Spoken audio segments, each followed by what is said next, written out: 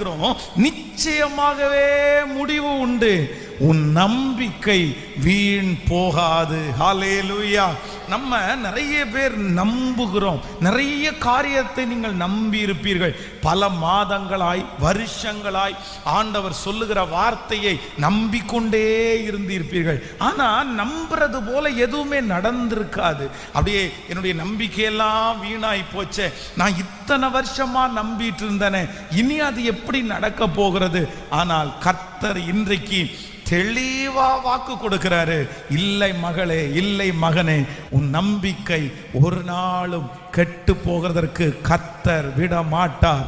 உங்களை குறித்து கர்த்தர் நம்ப பண்ணினதை கர்த்தர் நிறைவேற்றுவார்.